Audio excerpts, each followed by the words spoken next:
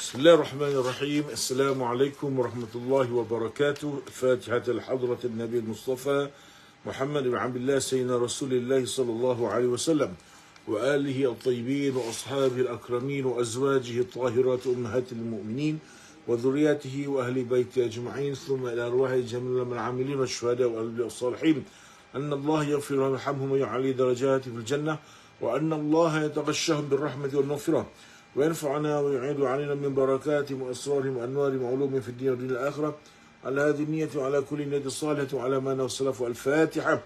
أعوذ بالله من الشيطان الرجيم. بسم الله الرحمن الرحيم. الحمد لله رب العالمين الرحمن الرحيم مالك يوم الدين.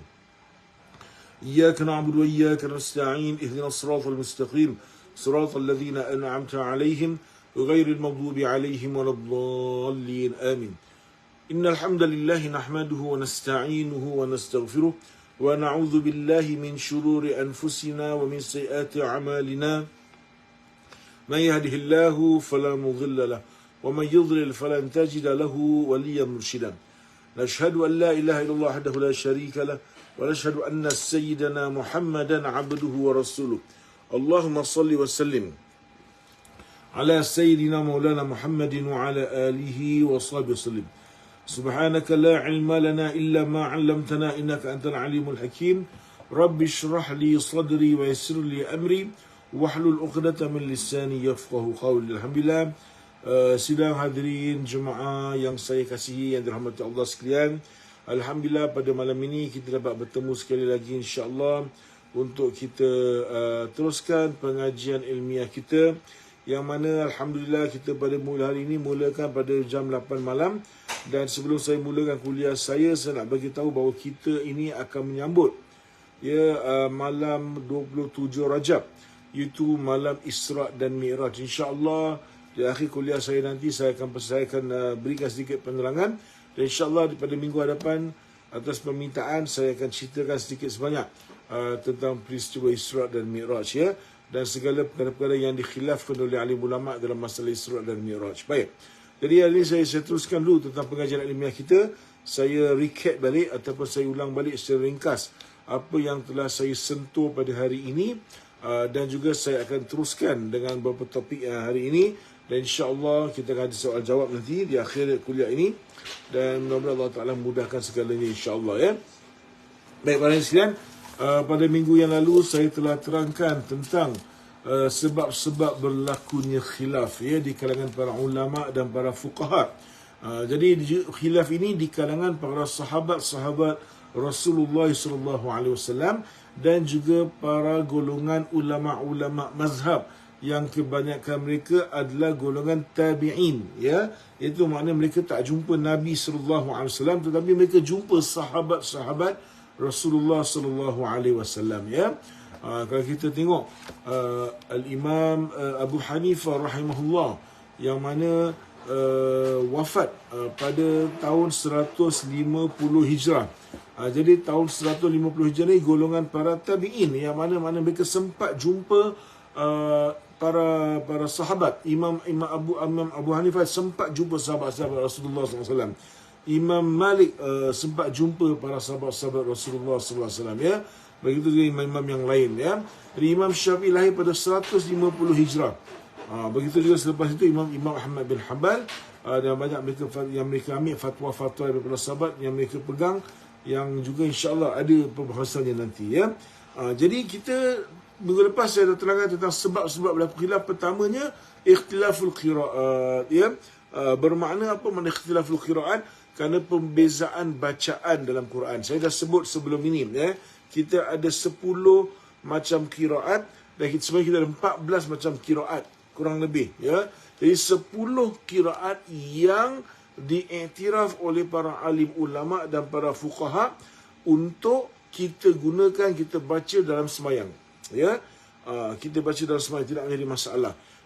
Bermakna ada bacaan qiraat yang biasa kita baca, yang very masyhur, yang very popular, qiraat hafaz yang macam kita baca, macam di Imam Mekah baca, di Mesir baca sama, 95% rata-rata baca qiraat hafaz Ada juga bacaan qiraat warash Contohnya ada sikit perbezaan. Walal akhiratu khairul laka minal ula, dibaca walal akhiratu khairul laka minal ula.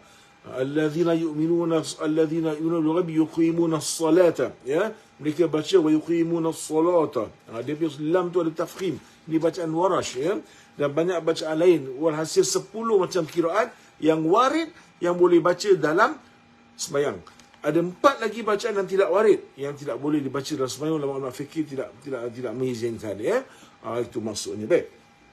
Jadi bila beza beza pembacaan, contohnya ada yang baris atas, ada yang baca baris bawah, sehingga menyebabkan bila kita wuduk ni, basuh kaki ni, ada 2 pandangan.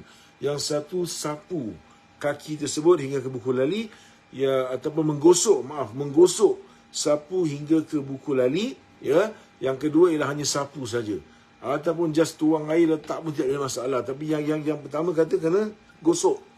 Itu maksudnya, ya. Ini 2 khilaf sebabkan perbezaan bacaan.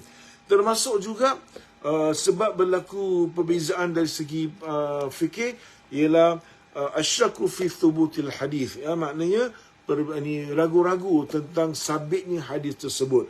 Macam mana saya bagi contoh pada minggu yang lalu, Sayyidina Umar Al-Khattab radhiyallahu an berpandangan bahawa perempuan yang ditalakkan oleh suaminya dengan 3 talak, ya, maka dia tetap wajib mendapat nafkah makan minum, nafkah iddah kita panggil, selama 3 bulan, dan wajib mendapat nafkah tempat tinggal, ya. Di sini ada khilaf, tapi Imam Sayyidina Umar Khattab radhiyallahu anhu berpandangan begitu kerana mengambil umum. Okey, jadi ada hadis yang dikemukakan oleh seorang perempuan yang mengatakan, waktu aku diceraikan oleh suami aku dengan talak 3, Rasulullah SAW menghukumkan tidak ada nafkah makan minum, tidak ada nafkah tempat tinggal. Maka Umar Khattab mengatakan, aku tak percaya, ya. Kita tak boleh ambil kata-kata satu perempuan yang sama kita tak tahu dia ni betul ke, dia ingat ke, dia lupa. Wallahu alam, ya. Jadi sebab tu ada khilaf. Jadi dalam mazhab Syafi'i sini berpandangan layak dapat nafkah rumah tempat tinggal selama 3 bulan tu dapat diberikan nafkah tempat tinggal, tapi tak diberikan nafkah makan minum. Dia ada khilaf di kalangan para alim ulama, ya. Okey. Kemudian termasuk juga isu al-ishtiraku fil lafzi, ya. Kadang-kadang berlaku penceraian, berlaku ni khilaf disebabkan satu kalimah yang digunakan dalam Quran, satu kalimah dalam bahasa Arab mendatangkan 2 makna. Ini pun kadang-kadang boleh mendatangkan perbezaan. Contohnya lafaz quru. Ada ulama berpandangan, kalau Imam Syafi'i, Imam Malik berpandangan quru itu adalah suci daripada haid. Tapi ada ulama mengatakan tidak, quru itu adalah haid sendiri. Jadi hukumnya apa? Bila perempuan tu ditalakkan dengan talak 3, maka dia punya iddah, ada mazhab kata 3 kali haid habis. Sekali haid bersih, 2 kali haid bersih, 3 kali datang habis. Ada yang kata tidak. Apabila satu orang datang haid dan kena talak dengan cerai dengan suami dia, maka first haid bersih, second haid bersih, third haid datang dan bersih, baru habis iddah dia. Kenapa? Kerana penggunaan lafaz quru itu tadi, ya. Satu lafaz, 2 makna. Begitu juga lafaz nikah. Dalam Quran ada kalimah lafaz nikah, ya. Bila ada lafaz nikah, tuan-tuan, ya, kadang-kadang nikah ni boleh makna 2 makna. Nikah ni boleh makna perkahwinan, pernikahan, lafaz ijab qabul. Kadang-kadang dia boleh bermaksud apa? Dia boleh bermaksud persetubuhan. That's why ada khilaf. That's why dalam mazhab Syafi'i, tuan-tuan, apabila seorang anak luar nikah tu dilahirkan, kemudian bapa dia biological father itu boleh berkahwin dengan anak dia yang biological father boleh berkahwin dengan anaknya yang luar nikah. Tapi mazhab lain kata tak boleh. Kenapa? Antara sebab ni ialah perbezaan memahami lafaz nikah yang mendatangkan 2 makna. Satu lafaz, 2 makna. Itu antara sebab berlakunya khilaf di kalangan mazhab atau di kalangan ulama juga, ya. Okey, kemudian ta'arudul adillah, kadang-kadang berlaku percanggahan di antara dalil-dalil. Okey, sebab ada 2 dalil kat situ yang nampak saling bertentangan. Contohnya Rasulullah sallallahu alaihi wasallam ketika bernikah, ya, Nabi sallallahu alaihi wasallam ada satu riwayat yang sahih mengatakan Nabi sallallahu alaihi wasallam bernikah ketika Nabi sallallahu alaihi wasallam sudah habis ihram dalam keadaan yang halal. Ini yang dipegang oleh Imam Abu Hanifah, ya. Tapi ada satu riwayat lain juga Sahih Bukhari Muslim berpandangan bahawa Rasulullah bernikah, okey, sudah habis ihram dalam keadaan yang halal. Dan yang riwayat ini perawinya ialah Zainab ni Maimunah sendiri yang dinikahi Nabi SAW. Jadi ulama-ulama beza pandangan. Sebab apa? Ni nampak macam bercanggah, ya, pertentangan dari segi dalilnya tadi tu. Itu antara benda yang kita boleh yang telah kita bincangkan pada minggu yang lalu, tuan-tuan. Okey, saya tak mau lanjutkan lebih panjang lagi. Saya cuma nak bawa pada seterusnya, iaitu dalam bab masalah ini kita nak tanya sekarang ni, kita masuk sikit lagi, iaitu dalam masalah fatwa sahabat. Ya Ustaz mengatakan bahawa Rasulullah sallallahu alaihi wasallam para sahabat-sahabat Nabi SAW, bila orang-orang yang beriman dengan Nabi, jumpa Nabi Muhammad sallallahu alaihi wasallam, hidup dengan Nabi SAW, mulazamah dengan Nabi SAW dan mati dalam Islam, ya. Dan mereka ni sekurang-kurang sahabat pun sebaik-baik kita lah. Because macam mana, kita ni memang tak boleh lawan dengan sahabat. Kenapa? Sebab satu, kita tak jumpa Nabi SAW. Sahabat pernah jumpa Nabi Muhammad SAW terang-terang mata dengan kepala mereka sendiri. Itu yang bezanya, ya. Jadi kita tak boleh menang, ya. Memang sahabat luar biasa. Dan Rasulullah SAW pernah sebut, ashabi kan nujum bi ayyihim ihtadaitum. Sahabat-sahabat aku seperti bintang di langit. Dengan siapa pun di antara mereka yang kamu ikut, maka kamu akan dapat jalan yang betul, insya-Allah, ya. Jadi macam mana pula tentang fatwa sahabat? Jadi kalau macam sahabat ni bagi satu fatwa, adakah sudah cukup menjadi dalil? Bermakna boleh tak kita keluarkan dalil, sekarang ni saya nak buat sesuatu, okey, hanya dengan perbuatan seorang sahabat. Okey. Macam contoh, sebagai contoh, tuan-tuan, ada setengah-setengah golongan, okey, ada setengah-setengah individu lah, ya. Bila saya berbual dengan mereka, ada di antara mereka yang tidak bersetuju dengan mengadakan majlis seperti majlis tahlil, ya. Kita tanya balik, majlis tahlil itu apa? Majlis yang kita baca la ilaha illallah, baca zikir, baca surah Yasin, ya. Pada pandangan saya peribadi tidak menjadi masalah, ya. Cuma tidak perlu dia terlampau membesar-besarkan sampai kita lupa benda yang sepatutnya kita buat, ya. Maulid ni semua kita boleh buat, tapi jangan sampai kita lupa mencari ilmu. Mencari ilmu adalah wajib, ya. Maulid ini benda yang baik kita buat, tapi jangan sampai kita terlampau banyak buat maulid, kita banyak buat tahlil, kita lupa pula benda-benda yang patut kita buat. Itu saja, ya. Jadi ada golongan yang tak berapa setuju dengan tahlil, ya. Ada yang saya pernah dengar rintihan mereka, ada yang mengatakan mereka mendatangkan dalil bahawa Abdullah bin Mas'ud radhiyallahu an pernah datang selepas wafat Nabi sallallahu alaihi wasallam. Abdullah bin Mas'ud diberitahu oleh seseorang bahawa di hujung kampung ni ada orang sedang berkumpul dan buat sesuatu. Jadi Abdullah bin Mas'ud seorang sahabat yang faqih, ya, yang mempunyai tempat yang tinggi dan istimewa di sisi Nabi Muhammad sallallahu alaihi wasallam, ya. Jadi Abdullah bin Mas'ud dibawa pergi ke sana, pergi tengok. Bila sampai di sana, buka pintu masuk, tengok bahawa ada golongan yang sedang duduk dan kononnya sedang berzikir, ya. Jadi Abdullah bin Mas'ud sangat marah, ya. Maksudnya dia kecam lah golongan ni. Maknanya baru saja Nabi SAW wafat, kamu dah buat benda-benda yang tak dibuat oleh Nabi SAW, ya. Maksudnya begitulah. Baik.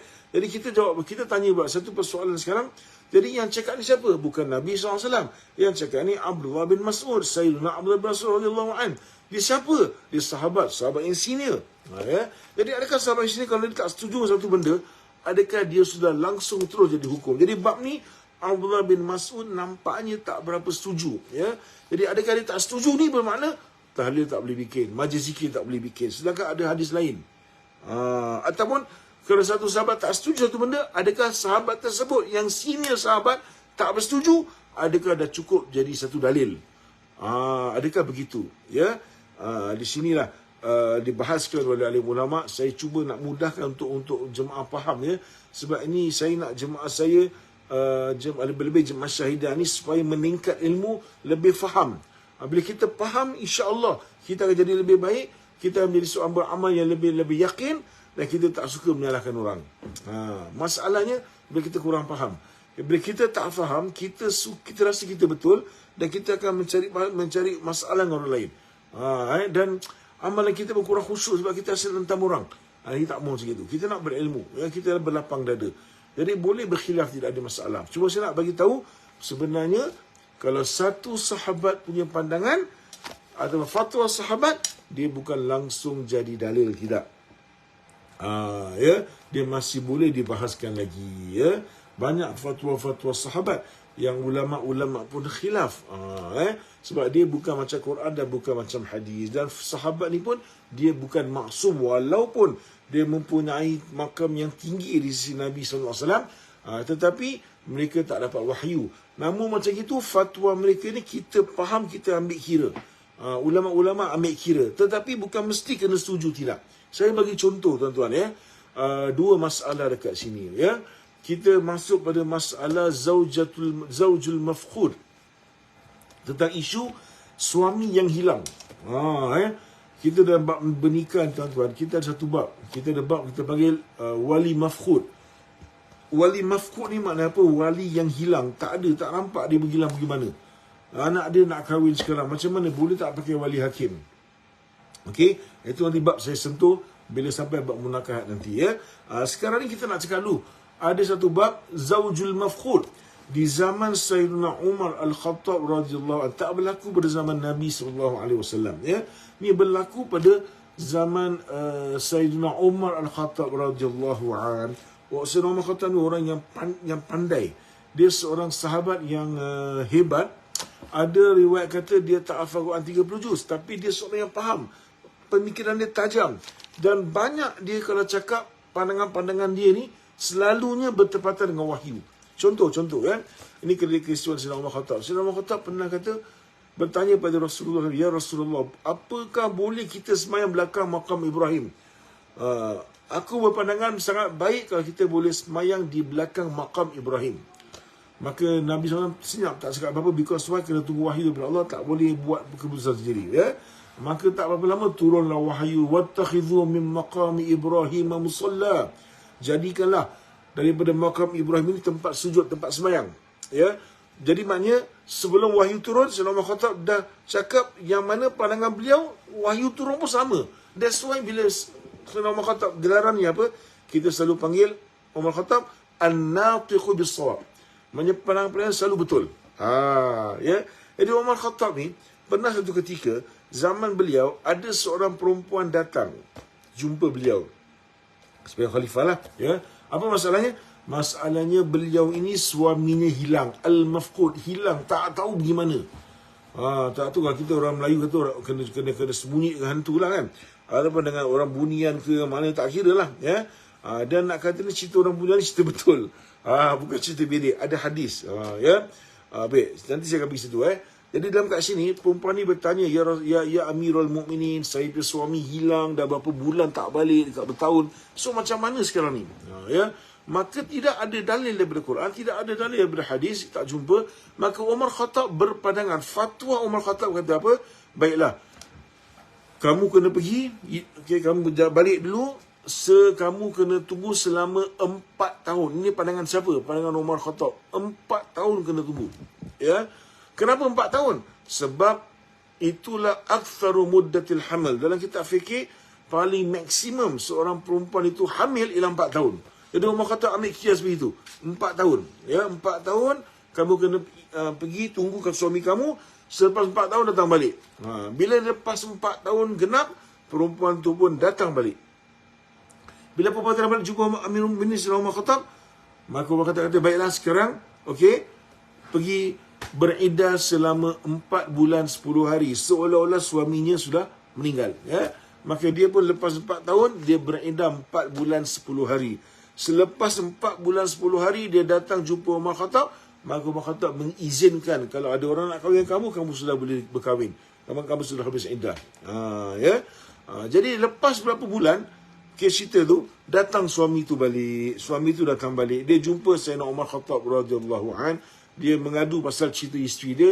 Isteri dia sudah berkahwin dan sudah hamil. Hubla, sudah hamil. Maka dia tanya Umar Khattab dalam masalah ni. Umar Khattab tanya, mana kamu? Aina kunta? Di mana kamu pergi selama bertahun-tahun ni? Dia kata, ya Amirul Mukminin, saya tak tahu bi ayyi ardin kuntu. Aku tak tahu kat mana aku ada. Mungkin aku diculik oleh jin ke, oleh apa ke, tapi aku tak tahu kat mana aku ada. Ini cerita betul, tuan-tuan. Ya, that's why ini cerita tentang kena culik dengan jin ni, tuan-tuan, memang berlaku zaman Nabi SAW. Ada satu hal yang sahih. Ya, seorang laki-laki namanya siapa? Namanya Al-Khurafat. Al-Khurafat. That's why orang Melayu kalau ada benda-benda yang mistik, dia akan namakan khurafat. Khurafat ni sebenarnya asalnya nama seorang sahabat yang hidup zaman Nabi SAW. Jadi apa cerita dia? Khurafat ni, ya, dia nampak satu ekor ular dekat Madinah. Dia pun ambil, pasal ular ni memang bahaya untuk kita kan. Jadi dia tak cakap banyak, dia ambil pisau ke apa, dia pergi tetak, ular tu mati. Rupa-rupanya ular tu jin, tuan. Jin dia suka menyerupai ular. Lepas dia dah bunuh dan sebab, dia pun tak perasan. Rupanya dia masuk dalam alam bunyian ataupun alam jin, ya. Apa beza bunyian dengan jin? Ada orang pandai cakap jin ni biasa kasar sikit, dia suka kacau orang. Bunyian ni dia tak kacau orang. Ada yang kata macam itu, wallahu alam. Okey, sama juga lebih kurang orang-orang yang orang halus kita tak nampak. Dia masuk dalam alam jin, dia kata dia dihadapkan ke mahkamah jin. Jin pun ada mahkamah macam manusia juga kan. Ini cerita betul, bukan main-main. Jadi bila dah ada duduk mahkamah jin, rupanya jin ni nak tuntut, nak buat pengadilan pada khurafat ni sebab dia bunuh kaum kerabat dia. Jadi bila mahkamah jin ni, hakim jin ni tanya, kamu punya kawan ni dibunuh dalam bentuk apa? Sama ada dalam bentuk jin ataupun dalam bentuk ular, atau dalam bentuk macam mana? Tak, dia dibunuh, ketika dia bunuh, dia berbentuk dalam bentuk ular. Pasal jin ni boleh berbentuk kan. Maka mahkamah jin telah menghukumkan khurafat ini tidak bersalah. Sebab apa? Waktu dia bunuh kawan kamu tu, dia tak niat nak bunuh. Sebab apa? Kawan kamu ni berbentuk ular. Ular ni berbahaya untuk manusia. Manusia akan bunuh. Jadi pendekkan cerita, dia pun terselamat. Ya, dia terselamat. Tahu-tahu dia salah balik, dia dah termasuk dekat alam dunia balik. Bila dia jumpa Nabi SAW, dia ceritakan. Nabi tanya, mana kamu? Dia ceritakan segala-galanya. Dia ingat mungkin 2-3 hari, tapi dah makan 2-3 tahun. Maka Nabi SAW sabda, sadaqal khurafat, telah benar kata-kata khurafat tadi. Ya, itu berlaku zaman Nabi SAW, dan berlaku juga mungkin pada zaman Sayyidina Umar Khattab radhiyallahu anhu, bila perempuan tu hilang suami dia bertahun. Ya, dan dia sudah 4 tahun dia tunggu, lepas 4 tahun, dia 4 bulan 10 hari dia beriddah. Dia balik sebelum Umar Khattab, orang kata, kamu dah bebas, kamu dah boleh kahwin dengan siapa yang kamu nak. Kemudian dia pun kahwin dengan orang lelaki lain, dia pun mengandung. Dan kemudian tak apa lama suami dia balik semula. Jadi maka Umar Khattab mengatakan, kamu nak macam kamu nak balik semula atau dia kata dia pun tak nak balik semula pasal isteri pun dah mengandung, maka dia pun bebas. Jadi maknanya fatwa Umar Khattab dekat sini 4 tahun kena menunggu dan beredam 4 bulan 10 hari. Ini fatwa siapa? Fatwa Sayyidina Umar Al-Khattab radhiyallahu an. Jadi ada sebahagian ulama ambil, tapi Imam Abu Hanifah tidak ambil. Mazhab Hanafi tak kata macam gitu, ya. Maknanya boleh khilaf, tak ada masalah. Imam Abu Hanifah punya fatwa apa pula? Perempuan kalaulah sekiranya suami dia hilang, dia kena menunggu berapa lama? Dia kena tunggu 120 tahun. Itulah umur maksimum manusia boleh hidup 120 tahun. Bermakna lepas tu kalau dia nak kahwin lagi 121 tahun, dia boleh kahwin. Dia pun dah tua agaknya. Ya, that's why saya pesan, minta maaf saya ambil sikit kat sini, bagi golongan-golongan yang suka sangat, maaf cakap lah, ya, ada yang suka kahwin luar negeri, ya, kahwin senyap-senyap, luar negara dia kahwin senyap-senyap, ya. Dia ambil orang, dia pergi mana-mana luar negara jiran ke apa, dia semayang apa, dia ambil qadi, tak qadi yang betul-betul bertauliah ke tidak, dia main ambil je dan nikahkan dia, ya. Kemudian bila bernikah, okeylah pada dia nak buat satu kebaikan, dia nak lari daripada maksiat, betul, tetapi dia tak buat cara yang betul. Jadi apa yang berlaku? Kadang-kadang ustaz-ustaz tegur, jangan nak kahwin pergi betul-betul, pergi mahkamah, pergi RMM, nikah betul-betul. Ada yang cakap, ustaz ni cakap bersenang, saya nak nikah, ustaz tak kasih nikah, saya berzina, ustaz tanggung. Astaghfirullahalazim. Tak ada ustaz nak larang orang bernikah. Cuma masalahnya sekarang, kita suruh nikah cara betul-betul, biar bertauliah. Apa masalahnya? Masalahnya bukan pada laki-laki, masalahnya pada perempuan. Masalahnya apa? Kadang-kadang banyak kali berlaku bila bernikah senyap-senyap kat luar negeri ni, lepas dah habis nikah, ibarat orang Melayu kata habis habis madu sampah dibuang, ya. Ini berlaku tuan-tuan, bekas suami tadi tu hilangkan diri. Dia kalau hilangkan diri, dia ceraikan, bagus. At least ada talak. At least perempuan tu habis iddah boleh kahwin orang lain. Ini dia tak ceraikan. Kemudian dia pun tidak bagi nafkah. Jadi perempuan ni sebenarnya apa? Tergantung tanpa tali. Ini perempuan-perempuan tak faham. Ini masalahnya. Ya, kita cuba nak tolong perempuan supaya faham. Ya, kalau lelaki-lelaki sedap saja. Kalau macam saya pun sebagai contoh, kalau nikah kat luar lagi sedap untuk saya. Tetapi cuba kita fikir balik yang nak dikahwin itu anak kita, adik-beradik kita, kaum keluarga kita, apa kita rasa? Dan ada kemungkinan bila suami itu lepas hilangkan diri, tak ceraikan, ataupun tidak, dia nak kata dia isi orang, dia masih ada perkahwinan, bernikah, tapi tak dapat nafkah. Nak dia kahwin orang lain, dia tak boleh kahwin masa dia masih bernikah, tapi tak diceraikan. Ini masalah. Okay? Kalau ikut mazhab Hanafi, 120 tahun. Ini masalahnya. Pergi mahkamah syariah lah Ustaz. Yalah, pergi mahkamah syariah betul. Tapi mahkamah syariah takkan ambil. Kenapa? Masalah nak ambil kenapa? Awak nikah kat mana? Macam mana saya tahu awak nikah ke tak nikah? Mana surat nikah? Surat nikah keluar bahasa lain. Allahu Akbar. Macam mana nak terima ni? Ini masalahnya. That's why saya nasihatkan perempuan jangan buat macam itu. Nak nikah baik-baik. Pergi tempat mahkamah betul-betul. Pergi ROM betul-betul. Nikah secara baik-baik. Allah. Jadi ini antara sebabnya kita kata fatwa sahabat bukan satu benda yang confirm jadi dalil, tidak. Dia subjek untuk setuju atau tak setuju. Melainkan hadis Nabi yang sahih itu lain cerita. Itu ada perbahasan dia. Yang kedua pula, apa lagi contohnya? Di sini ada soalan ya. Okey, soalannya apa? Saya minggu lepas ada cakap pasal tolak raj'i, tolak bain ya. Ada yang minta saya tolong terangkan sekali lagi dengan lebih jelas tolak raj'i itu apa, tolak bain itu apa ya. Dan kemudian ada yang dia begini tuan-tuan tolak raj'i ni saya akan kaitkan kat sini Tolak raj'i ni ialah tolak yang boleh dirujuk. Satu tolak atau dua tolak yang masih boleh dirujuk. Tolak bain, tolak yang tak boleh rujuk. Bain ada dua. Satu surah, satu kubra. Satu bain yang kecil, satu bain yang besar. Bain yang kecil berlaku ketika qadi yang menceraikan, qadi yang memisahkan. Bila qadi yang memisahkan, maka perempuan itu akan dinamakan tolak bain. Suami tak boleh rujuk, cuma tolak satu saja. Maknanya qadi yang ceraikan dia.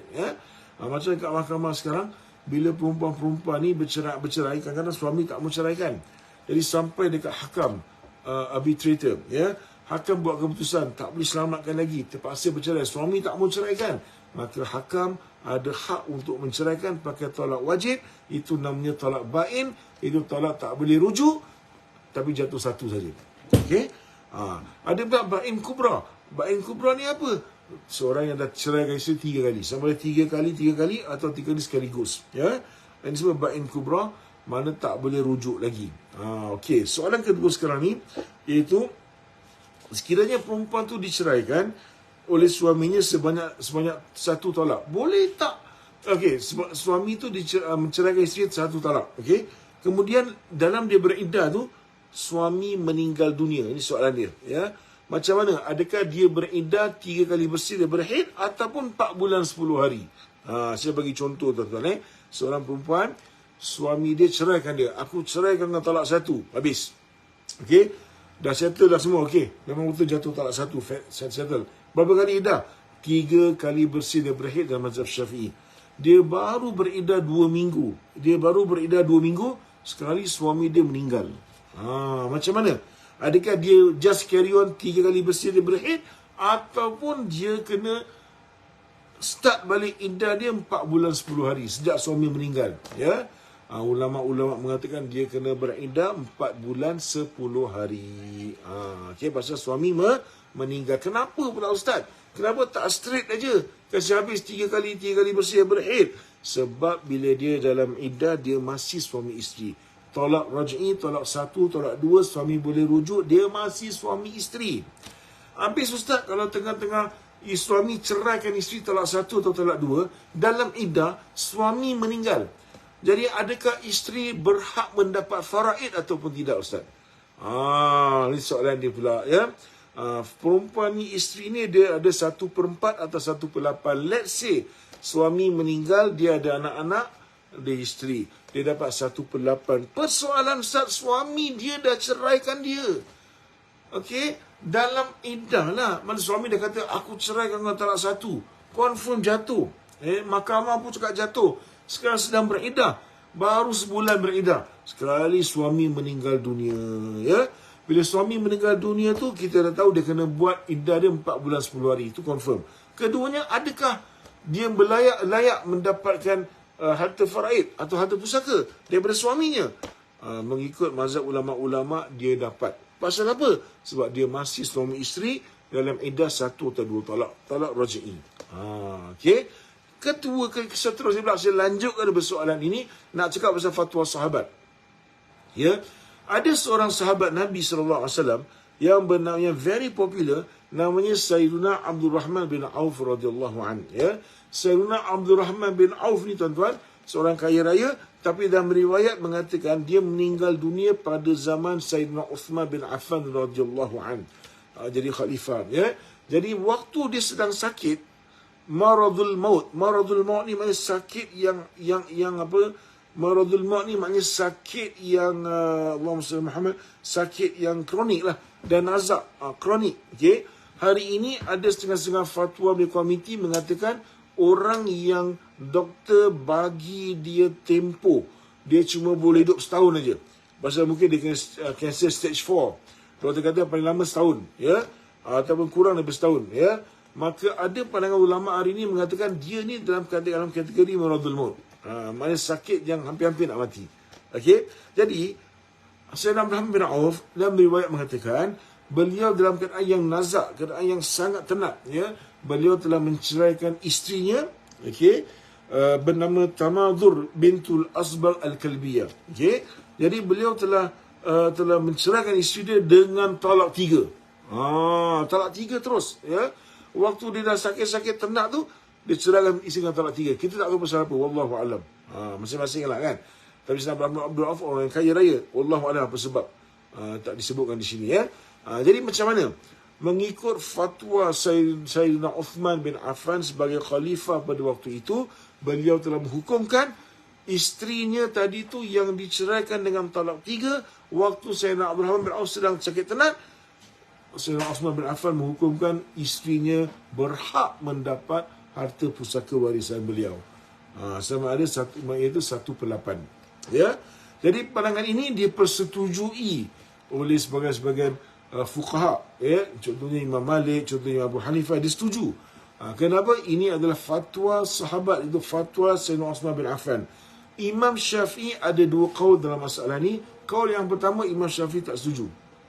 Maaf, qaul yang pertama Imam Syafi'i setuju, maknanya dia pun menghukumkan bahawa Sayyidina Uthman menghukumkan bahawa perempuan tu, isteri tu dapat warisan, macam Sayyidina Uthman bin Affan punya fatwa. Tapi qaul yang kedua, iaitu qaulun jadid, qaul yang baru, qaul yang kedua dalam mazhab Syafi'i, Imam Syafi'i mengatakan tidak ada warisan bagi perempuan isteri tadi yang diceraikan oleh suaminya dengan talak 3 ketika maradul maut, ketika sakit dan betul-betul nak mati, ataupun hari ini setahun maknanya doktor kasih dia time 1 tahun aja dia boleh hidup. Ini dinamakan maradul maut. Dia sakit yang sakit membau hampir-hampir berkematian. Dan kalau orang tu jatuhkan talak pada isterinya talak 3, ketika nak mati dia jatuhkan talak 3. Dalam mazhab Syafi'i, qaul yang jadid, ya, mengatakan jatuh talak dan isteri itu tidak berhak mendapat pusaka. Kerana Imam Syafi'i pada qaul yang kedua mengatakan tidak ada beza antara talak tu antara sakit ke tak sakit dengan sakit ke tak sakit. Yang penting dia sedar, maka jatuhlah talak. Dan bila talak 3, dia dah tak ada hubungan lagi. Dia bukan macam talak 1 atau talak 2. Okey. Jadi tidak mewarisi dalam mazhab Syafi'i. Jadi ini semua adalah fatwa sahabat asalnya, tapi ulama-ulama beza pandangan. Bermakna fatwa sahabat bukan satu dalil yang macam Quran dengan hadis Nabi sallallahu alaihi wasallam. Okey. Itu antara boleh yang saya sampaikan kepada tadi, insya-Allah. Mudah-mudahan Allah mudahkan. Dan saya cuma nak pesan dengan tuan-tuan, kita habis kat sini dulu, okey. Saya nak bagi tahu tuan-tuan dan Allah sekalian, kita sekarang dalam bulan Rajab. Allah Subhanahu wa taala berfirman, "Inna 'iddatash syuhuri 'indallahi 12 syahra fi kitabillah yawma khalaqas samawati wal ard minha arba'atul hurum. Dzalika ad-dinul qayyim. Fala tadhlimu fihinna anfusakum." Sadaqallahul azim. Bermakna sungguhnya terdapat di sisi Allah 12 bulan. Waktu hari Allah ciptakan langit dan bumi, Allah ciptakan 12 bulan. Di antara 12 bulan itu terdapat 4 bulan yang haram. Itu bulan apa? Zulqaidah, Zulhijjah, Muharram dan bulan apa? Bulan Rajab, ya. Jadi bulan Rajab ni dia tersendiri. Okey, baik. Sekarang kita ni berada bulan Rajab, bulan haram, ya. Dan peristiwa paling penting bulan Rajab ini ialah banyak ulama setuju bahawa bulan Rajab ini bulan yang mana berlakunya peristiwa Al-Isra' wal Mi'raj. Okey. Isra' dan Mi'raj. Isra' dan Mi'raj ni benda besar dalam hidup Nabi sallallahu alaihi wasallam. Kenapa? Sebab dia datang, dia satu kurniaan oleh Allah Subhanahu wa taala pada Rasulullah Nabi Muhammad SAW, di mana Allah Subhanahu wa taala tidak pernah berikan kepada orang lain. Nabi-nabi yang lain tak pernah dapat. Nabi Isa AS kat mana? Nabi Isa AS dekat Baitul Maqdis, dekat kawasan Hebron, dekat ni kawasan ni Palestin, ya. Nabi Musa di mana? Nabi Musa AS daripada Mesir, lahir kat sana di Mesir bawah kerajaan Firaun oleh ibu bapa yang berbangsa Bani Israel. Kemudian menjadi anak angkat Firaun, kemudian lari selamatkan dirinya pergi ke Madian. Madian ni kat mana? Dia kawasan hujung-hujung, kawasan utara, di kawasan antara Arab Saudi dengan Jordan juga, dekat-dekat, tapi dia kata di Arab Saudi. Baik. Walhasil di situ di Madian, dan beliau lari, ya, maknanya dengan sama melarikan dirilah dan berjalan dan sebagainya. Dan pulang balik ke Mesir. Daripada Mesir itu dibawa Bani Israel jalan sampai ke utara negeri Mesir. Sampai di apa nama ni, di kawasan Tursina. Okey, dan kemudian masuk Baitul Maqdis dan sebagainya. Baik. Ceritanya lah, tapi tak terbang, tak apa, ya. Nabi siapa? Nabi-nabi yang lain semua, Nabi Shu'aib di Madian, Nabi Saleh di Thamud, di kawasan Arab Saudi, di kawasan Northern Arab Saudi, di kawasan Ula. Okey, apa lagi? Ialah wasil semua Nabi-nabi yang tempat-tempat dia sendiri. Nabi Nuh AS pun naik perahu, naik bahtera, ya. Tapi Nabi Muhammad SAW satu-satunya Nabi Allah beri anugerah naik burak daripada Masjidil Haram pergi ke Baitul Maqdis, ke Masjid Aqsa. Masjid Aqsa naik ke Mi'raj ke Sidratul Muntaha, turun balik, kemudian daripada Baitul Maqdis, Masjid Aqsa, balik semula ke Masjid Haram pada jangka masa 1 malam. Naik burak dan sebagainya. Ini anugerah yang Allah Subhanahu wa taala tak pernah beri pada nabi-nabi yang lain atau sesiapa pun, kecuali hanya pada Nabi Muhammad sallallahu alaihi wasallam. Ya, Nabi Musa alaihissalam, okey, pernah minta kepada Allah, qala rabbi arini anzur ilaik. Ya Allah, tunjukkan aku nak tengok engkau. Ya, aku nak tengok. Tapi Allah Taala tunjukkan cahaya, dah pingsan. Ini dalam Quran sebut, bukan kita reka dalam Quran, ya, tak mampu. Nabi Muhammad SAW dapat kemuliaan naik sampai ke Sidratul Muntaha, di mana wallahu alam bisawab, saya tak boleh cakap, saya tak tahu, ya. 7 petala langit ni ulama masa khilaf. Ada ulama kata kita tak pernah jumpa 7 petala langit, tapi mungkin kita belum sampai lagi ke tahap tu, atau manusia belum sampai pasal terlalu tinggi, ataupun mungkin ada ulama kata dia alam batin ni. Alam batin, alam kita tak nampak. Ya. Ini antara pandangan ulama, ya. Okey. Jadi itu satu anugerah yang Allah berikan pada Nabi Muhammad SAW yang Allah tak pernah berikan pada nabi-nabi yang lain. Dan kita kaji balik sejarah hidup Rasulullah SAW bila Nabi SAW naik dapat Isra dan Mi'raj ini, ialah apabila Nabi SAW lulus ujian yang begitu dahsyat yang dikenakan pada Nabi SAW, ya. Contohnya bila Nabi SAW 3 tahun senyap-senyap menyampaikan dakwah di Mekah, ya. kemudian terang-terang dia dicemur, dikutuk, hampir-hampir nak kena bunuh, dan juga apa lagi, mereka boikot Nabi Muhammad SAW, boikot orang-orang Islam, tidak mau jual beli, walaupun banyak orang Islam yang sahabat yang kaya-kaya, tapi mereka tak mau jual beli, boikot terus, tak boleh jual beli, sampai ada sahabat makan daun-daun kering, saudara keluarga Ammar bin Yasir kena bunuh. Itu semua ujian Nabi SAW, ya. Bapa saudara Nabi SAW, bapa saudara Umar Khattab, ni Abu Jahal, attack Nabi SAW teruk-teruk, ya. Dan kemudian pergi ke Taif pula, ingatkan okey, tapi budak orang Taif ni sekik darah. Orang Taif ni, na'udzubillah min dia orang panggil budak-budak suruh lempar batu, cedera Nabi SAW. Pun Nabi SAW sabar, malaikat Jibril offer, nak aku terbalikkan ni gunung ni, ya. Macam aku terbalikkan kaum Nabi Lut alaihissalam. Nabi SAW jangan. Nabi SAW sangat memaafkan. Nabi berharap ini kita kena ambil iktibar. Bermakna kalau mereka tak beriman, satu hari nanti keturunan mereka beriman.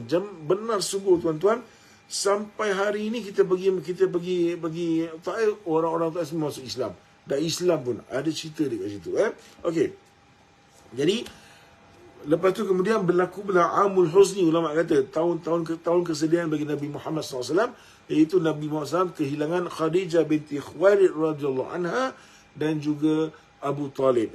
Abu Talib, seperti saya pernah katakan, bapa saudara kandung, bermakna Abu Talib dengan Abdullah, bapa Nabi SAW, bapa kandung Nabi SAW, adalah saudara lelaki sekandung. Yang lain semua saudara lelaki sebapa. Tapi dengan Abu Talib, saudara bapa saudara, yang mana beliau adalah saudara lelaki sekandung kepada Abdullah, bapaknya Nabi Muhammad sallallahu alaihi wasallam. Jadi tahun tu Khadijah wafat, tahun tak berapa hari Abu Talib wafat. Sedih Nabi Muhammad SAW. Tapi Nabi SAW tetap kuat meneruskan dakwah. Bermakna didn't carry away lah. Maknanya Nabi SAW tetap semangat. Nabi SAW tetap teruskan dakwah. Walaupun sedih, teruskan dakwah.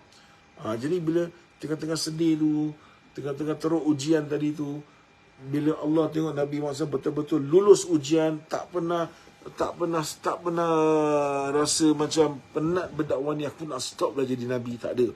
Itu bukan sifat Nabi Muhammad SAW. Nabi SAW very endurance, semangat, strive. Okay, jadi Nabi Muhammad SAW lulus ujian tersebut sampai Allah SWT iktiraf Nabi Muhammad SAW betul-betul hamba Allah.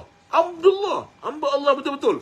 That's why bila turun ayat surah Isra, Bismillahirrahmanirrahim, Subhanalladzi asra bi'abdihi laylan minal masjidil haram ila masjidil aqsa alladzi barakna hawlahu linuriyahu min ayatina innahu huwas sami'ul basir. Allah sebut Maha Suci Allah yang telah menggerakkan hambanya. Allah tak sebut menggerakkan nabinya, menggerakkan rasulnya, menggerakkan kasihnya. Tidak. Allah sebut bukan habibi, bukan khalili, Allah sebut bi'abdihi. Ulama mengatakan bahawa maksudnya Nabi Muhammad sallallahu alaihi wasallam betul-betul hamba Allah dan tidak menjadi hamba yang betul taat pada Allah Subhanahu wa taala. Maka barulah dapat anugerah tersebut, ya. Jadi insya-Allah masa tak mengizinkan tuan-tuan, ya.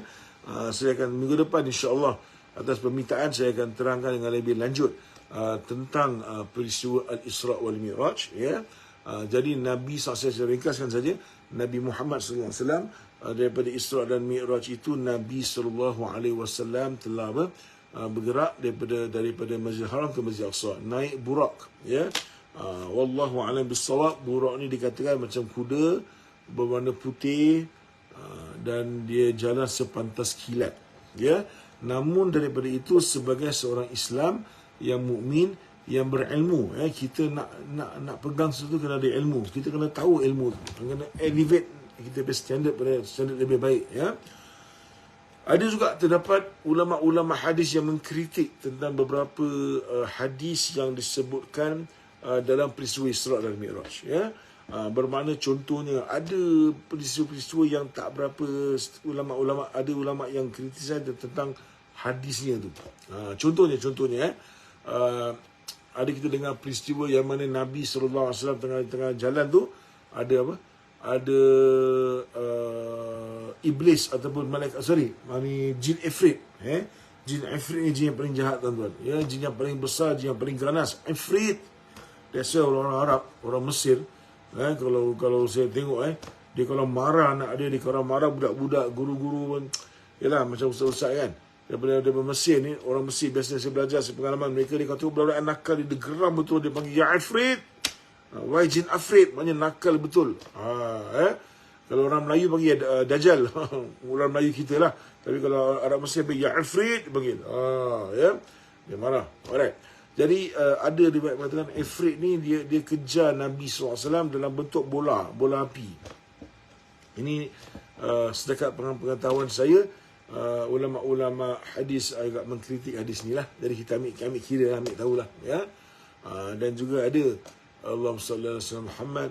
Ada juga ni apa nama ni, peristiwa yang mana tengah-tengah jalan tu iblis memanggil Nabi, dengar suara iblis memanggil Nabi sallallahu alaihi wasallam. Maka ulama-ulama hadis juga mengkritik hadis ini dengan mengatakan dia hadis dhaif, bukan hadis maudhu, tidak hadis dhaif. Nanti saya akan terangkan minggu depan lebih lanjut. Ada juga peristiwa kononnya kita nampak seorang perempuan tua. Perempuan tua kan, kita dalam peristiwa yang biasa kita dengar. Perempuan tua ni dia Nabi SAW nampak waktu malam Isra dan Mi'raj ya. Jadi Nabi SAW tanya malaikat Jibril, siapa perempuan tua ni jadi Jibril berkata itulah perempuan tua itu adalah dunia. Jadi hadis ini juga dianggap hadis yang dhaif ya, bukan hadis yang maudhu tapi hadis yang dhaif ya. Ada lagi pula apa lagi? Nabi SAW sedang berjalan Isra Mi'raj, nampak seorang yang kopek kulit dia sendiri tu, dan dia makan kulit dia sendiri. Dan Nabi SAW tanya siapa ni? Mereka ni yang Jibril. Mereka ni orang yang suka mengadu domba, mereka ni orang yang suka buat fitnah dan sebagainya. Ini semua ada hadis yang dhaif. Ada juga satu lagi di mana mereka lihat perempuan-perempuan yang bukan perempuan, ada golongan yang ada daging yang sedap-sedap. Kemudian mereka turun ke bawah meja tu, mereka makan daging-daging yang busuk. Jadi Jibril AS bagi tahu Nabi, kamu tahu siapa? Itulah orang-orang suka berzina. Ini pun riwayat yang dhaif saya dengar ya. Riwayat yang dhaif. Ada juga yang mengatakan bahawa satu lagi contoh, perempuan-perempuan yang digantung dengan buah dada je terpaut dan bergantung kan. Siapakah mereka ni? Mereka ni orang perempuan-perempuan yang tak tutup aurat. Tapi ini dikatakan bahawa ini tidak ada asal. La asla lahu. Riwayatnya tidak ada sanad. Ya. Wallahu alam ya. Banyak lagi lah. InsyaAllah saya akan terangkan dalam peristiwa Isra dan Mi'raj pada minggu depan ya.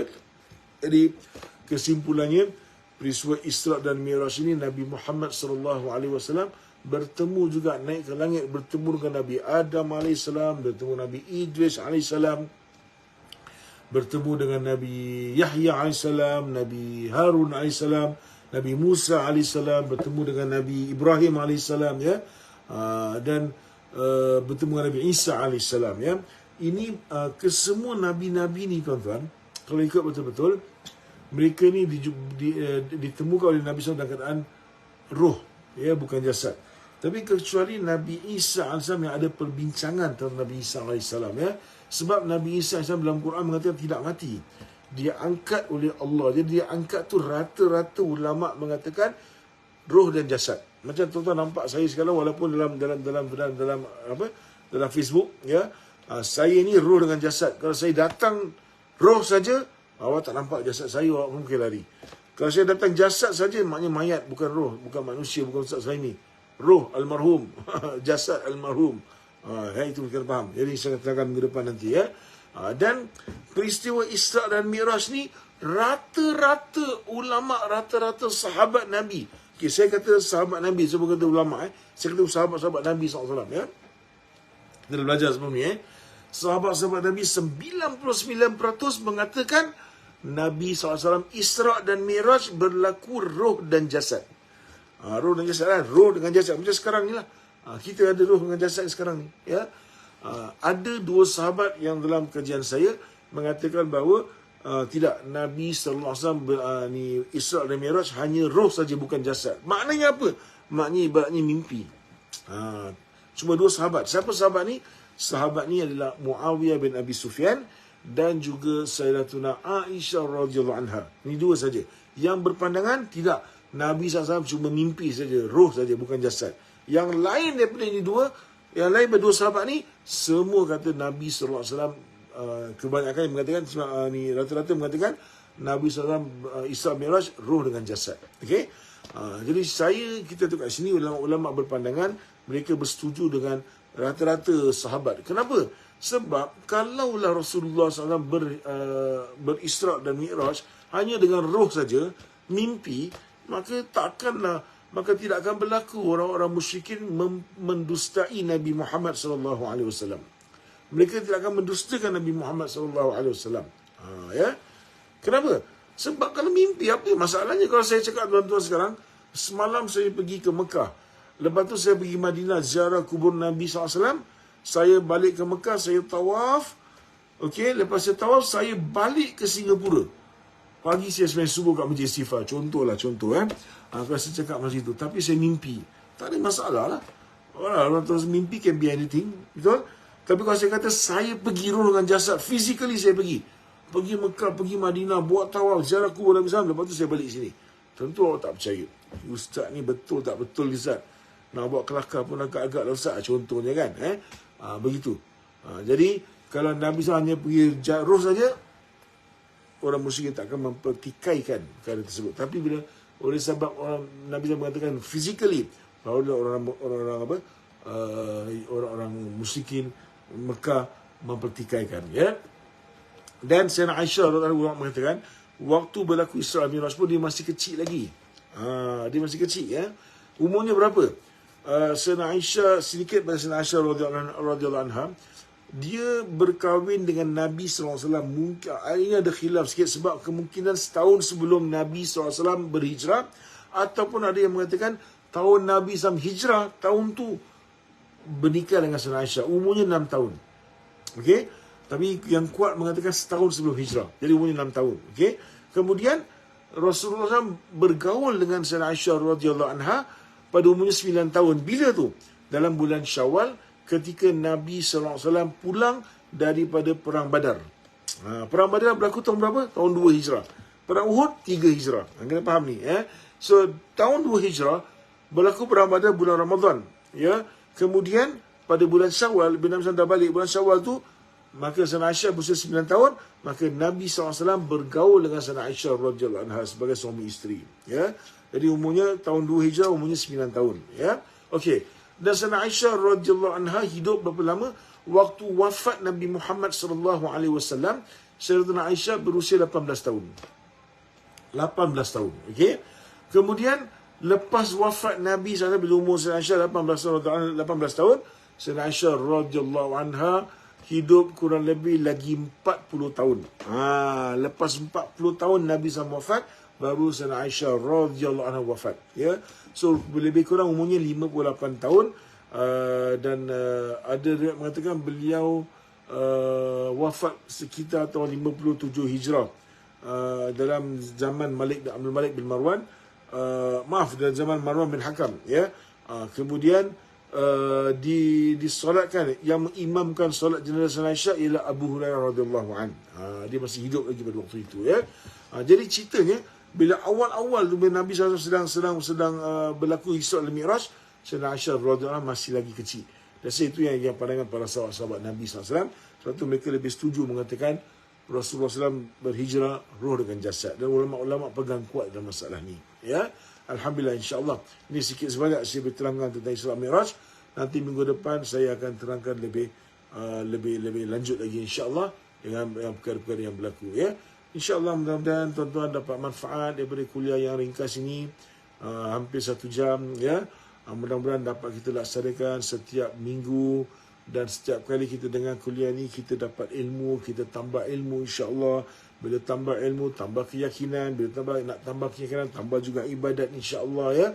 Kita bila ibadat, kita lebih yakin kepada Allah SWT, lebih yakin dengan ibadat yang kita laksanakan, ya. Jadi sebab tu kita perlu ada ilmu. Jadi saya mohon para jemaah sekalian, doakan saya mudah-mudahan saya sihat walafiat, dan mudah-mudahan saya dapat terus mengajar di mana-mana masjid-masjid, pergi haji sama-sama, pergi umrah sama-sama, pergi wisata sama-sama, dapat buat amal ibadah sama-sama dapat terus insya-Allah. Allah panjangkan umur, lanjutkan usia, dapat sihat walafiat, dan begitu juga tuan-tuan, dan saya dapat mengajar terus insya-Allah dengan izin Allah. Semoga Allah tambahkan ilmu saya, tambahkan iman saya, jadikan saya orang bertakwa. Begitu juga anak-anak saya dengan berkat doa tuan-tuan, dan tuan-tuan semua sekalipun mendapat keridhaan Allah SWT insya-Allah Amin ya rabbal alamin. Subhanallahi wa bihamdika asyhadu an la ilaha illa anta nastaghfiruka wa natubu ilaik. Bismillahirrahmanirrahim. Wal 'asri innal insana lafi khusr illa alladhina amanu wa 'amilus salihat wa tawassaw bil haqqi wa tawassaw bis sabr. Sekian billahi taufiq wal hidayah wa ridha. Wassalamu alaikum warahmatullahi taala wabarakatuh.